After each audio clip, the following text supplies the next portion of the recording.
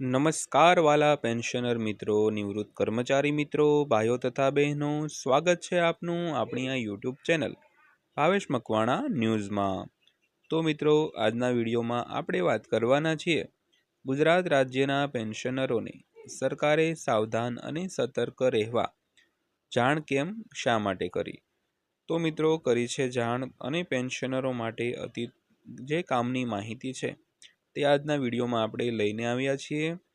તો ખાસ કરીને નવેમ્બર મહિનો એટલે દરેક પેન્શનરો માટે પોતાનું જીવન પ્રમાણપત્ર સબમિટ કરાવવાનો અગત્યનો મહિનો। તો હવે નવેમ્બર મહિનો હવે થોડાક દિવસો બાકી રહ્યા છે, તો ખાસ કરીને પેન્શનરોને શા માટે સાવધાન અને સતર્ક રહેવા સરકારે જાણ કરી છે તેની વાત કરીએ। તો ખાસ કરીને હાલમાં જીવન પ્રમાણપત્ર બનાવવા માટે કોઈ અજાણ્યા ફોન આવે કે SMS આવે કે તમે OTP આપો, તો કોઈ પેન્શનરોએ કોઈ જાતની અજાણી માહિતી છે તે પોતે આપવાની જરૂર નથી, કારણ કે સરકાર અથવા બેંક અથવા પોસ્ટ ઓફિસ કોઈ પણ જે એજન્સીઓ છે તે આવી ગુપ્ત માહિતીઓ માગતા નથી, OTP માગતા નથી। તો અત્યારે હાલમાં ઘણા એવા સ્કેમ થઈ રહ્યા છે કે પેન્શનર મિત્રોને ફોન આવતા હોય કે OTP છે તે આપો, તેના લીધે તમારું જીવન પ્રમાણપત્ર છે તે સબમિટ થઈ જશે।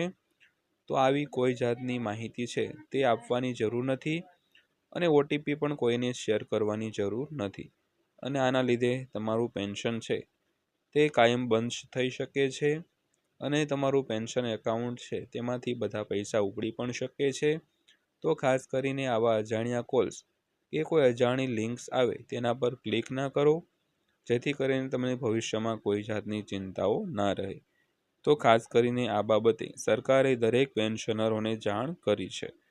ત્યારબાદ અન્ય થોડીક વાત કરીએ તો કર્મચારીઓમાં 8મા પગાર પંચની અપેક્ષાઓ વધી રહી છે। તો કર્મચારીઓના પગાર ફિટમેન્ટ ફેક્ટરને આધારે નક્કી થાય છે। તો તાજેતરમાં 8મા પગાર પંચમાં ફિટમેન્ટ ફેક્ટર અંગે એક મોટું અપડેટ સામે આવ્યું છે, જેને કારણે કર્મચારીઓના પગારમાં નોંધપાત્ર વધારો થશે। તો ચાલો આ સમાચાર દ્વારા 8મા પગાર પંચ સંબંધિત અપડેટ વિશે વાત કરીએ મિત્રો। તો વિગતવાર જોઈએ તો આજકાલ કર્મચારીઓમાં 8મા પગાર પંચ વિશે ચર્ચા વધી રહી છે। તો સરકારે તાજેતરમાં 8મા પગાર પંચ માટે સંદર્ભ શરતો જારી કરી છે। તો કેન્દ્રીય કર્મચારીઓ અને પેન્શનરો માટે 8મા પગાર પંચ અંગે ફિટમેન્ટ ફેક્ટર અંગે એક મોટું અપડેટ સામે આવ્યું છે। તો ચાલો 8મા પગાર પંચ માટે સંભવિત ફિટમેન્ટ ફેક્ટર અને તે પગારમાં કેટલો વધારો કરશે તેને શોધી કાઢીએ। તો સૌથી પહેલાં વાત કરીએ તો ફિટમેન્ટ ફેક્ટર શું છે તે જાણીએ। તો ફિટમેન્ટ ફેક્ટર એ ગુણક છે જેનો ઉપયોગ જૂના બેઝિક પગારને નવા પગારમાં રૂપાંતરિત કરવા માટે થાય છે।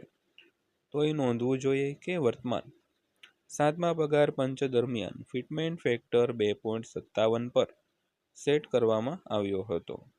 તો આ ફિટમેન્ટ ફેક્ટરને આધારે જૂના બેઝિક પગારને નવા બેઝિક પગારમાં રૂપાંતરિત કરવામાં આવ્યો હતો। તો ફિટમેન્ટ ફેક્ટર એ ગુણક છે જેનો ઉપયોગ નવા બેઝિક પગાર મેળવવા માટે જૂના બેઝિક પગારનો ગુણાકાર કરવા માટે થાય છે।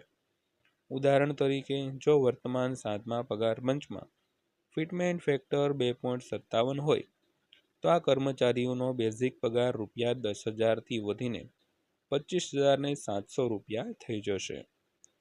ત્યારબાદ વાત કરીએ તો ફિટમેન્ટ ફેક્ટરનું સૂત્ર વિશે। તો કર્મચારીનો મૂળ પગાર ફિટમેન્ટ ફેક્ટરને આધારે નક્કી કરવામાં આવે છે, અને ફિટમેન્ટ ફેક્ટર માટેનું સૂત્ર છે નવો મૂળભૂત પગાર બરાબર હાલનો મૂળભૂત પગાર ગુણ્યા ફિટમેન્ટ ફેક્ટર। તો ઉદાહરણ તરીકે વાત કરીએ તો જો કોઈ કર્મચારીનો પગાર ₹25,500 છે અને 8મા પગાર પંચમાં ફિટમેન્ટ ફેક્ટર 2.86 લાગુ પડે છે, તો કર્મચારીનો લઘુત્તમ પગાર ₹25,500થી વધીને ₹72,930 સુધી થઈ શકે છે મિત્રો। ત્યારબાદ વાત કરીએ તો લઘુત્તમ પગારનો લક્ષ્યાંક શું છે તે જાણીએ। તો પગારની ગણતરી કરવા માટે સૌપ્રથમ છેલ્લા પગાર સુધારાથી અત્યાર સુધીના ફુગાવાના ડેટાને એકત્રિત કરવામાં આવે છે, જેમાં CPI અથવા તો AI CPI સૂચકાંક ડીએ ટકાવારી અને અત્યાર સુધીના પગારમાં વધારો ઉમેરવામાં આવે છે. તો આ પછી એક સામાન્ય કર્મચારીનો પરિવાર લઘુત્તમ વેતન પર આરામથી જીવી શકે, કેમ કે તે અંગે વિચારણા કરવામાં આવે છે અને તેને આધારે લક્ષ્ય લઘુત્તમ પગાર નક્કી કરવામાં છે. તો લક્ષ્ય લઘુત્તમ પગાર એ પરિવારની મૂળભૂત જરૂરિયાતોને પૂર્ણ કરવા માટે પૂરતી રકમ છે. ત્યારબાદ જોઈએ તો ફિટમેન્ટ ફેક્ટર પગારમાં કેવી રીતે વધારો કરશે. તો હવે જ્યારે ફિટમેન્ટ ફેક્ટરની વાત કરવામાં આવે છે ત્યારે ફિટમેન્ટ ફેક્ટર બરાબર ટાર્ગેટ મિનિમમ પે ભાગ્યા કરંટ મિનિમમ પે એટલે કે ટાર્ગેટ મિનિમમ પે જેટલો વધારો હશે તો ફિટમેન્ટ ફેક્ટર તેટલો વધારે હશે અને કર્મચારીનો પગાર પણ વધશે. તો નિષ્ણાંતો માને છે કે 8મા પગાર પંચમાં ફિટમેન્ટ ફેક્ટર 1.83 થી 2.46 સુધી હોઈ શકે છે. જો આવું થાય તો 18,000 રૂપિયા કમાતા કર્મચારીનો લઘુત્તમ મૂળભૂત પગાર 1.83 ફિટમેન્ટ ફેક્ટર પર 32,940 રૂપિયા થશે અને 2.46 ફિટમેન્ટ ફેક્ટર પર તેમનો પગાર આશરે 44,280 રૂપિયા થશે. તો મિત્રો આ હતી આજની માહિતી જે પેન્શનરો અને કર્મચારીઓ માટે ખૂબ અગત્યની હતી. તો વિડીયો પસંદ આવ્યો હોય, માહિતી સારી લાગી હોય તો વિડીયોને લાઇક કરજો અને આવી જ માહિતીઓ માટે આપણી આ ચેનલ સબસ્ક્રાઈબ કરી લેજો. તો ફરીવાર પાછા મળીશું એક નવા વિડીયો સાથે, નવી માહિતી સાથે. ત્યાં સુધી સૌને જય હિન્દ, વંદે માતરમ.